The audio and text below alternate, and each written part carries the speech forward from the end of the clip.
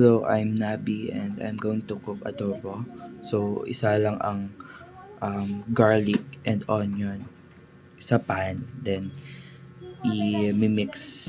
So, ayan, hanggang gisa niya ng bawang sibuyas. Ayan, gisa-gisa siya. Simple adobo things like halo-halo, gisa, ganyan. Then, sasalang din yung pork after that.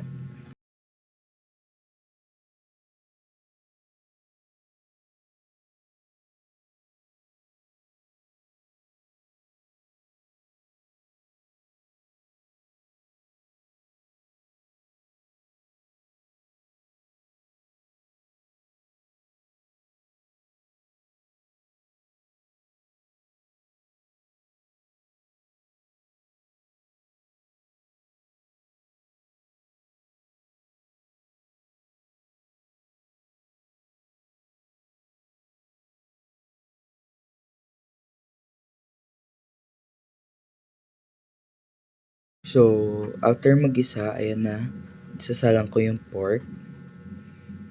Yes, into the pan. And then, parang isang kutsa lang hanggang sa maging golden brown yung pork or hanggang sa lumambot.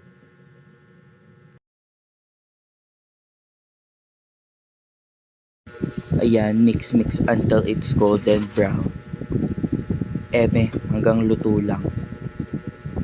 Go. Pag alam nyo ng luto, next step na agad.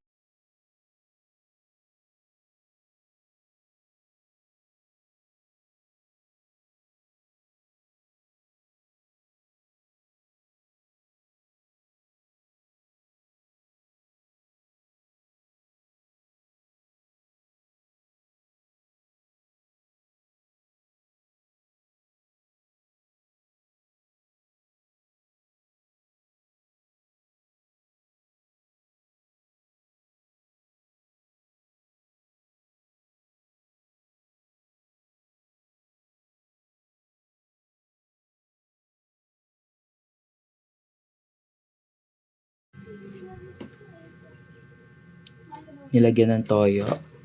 Sakto lang. Tama lang. Taste. Then, mix it para makover niya yung pork. And then, gusto ko sa adobo naglalagay ng oyster sauce. So, we're going to lagay that one. Then, mix it again until it cover the pork. Yeah.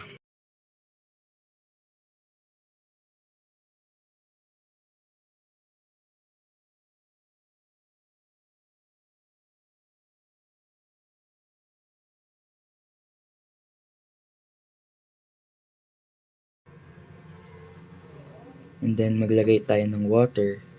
Sakto lang para maging sabaw ng pork adobo. Yan. Tansya-tansya lang. If kung hindi nyo gusto na masyadong madaming water, you can add a little bit. The next step is suka para perfect ang adobo.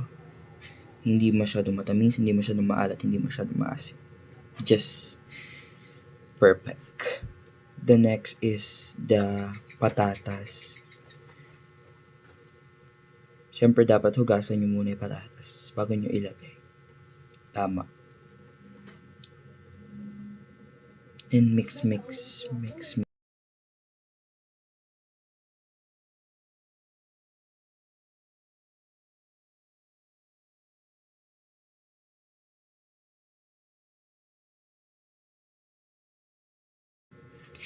gusto namin sa adobo is yung matamis. So we're going to put a little bit of sugar.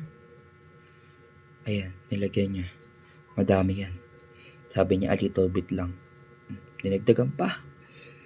Perfect. Go. Ibalik ang sugar. Then mix it all together again and again.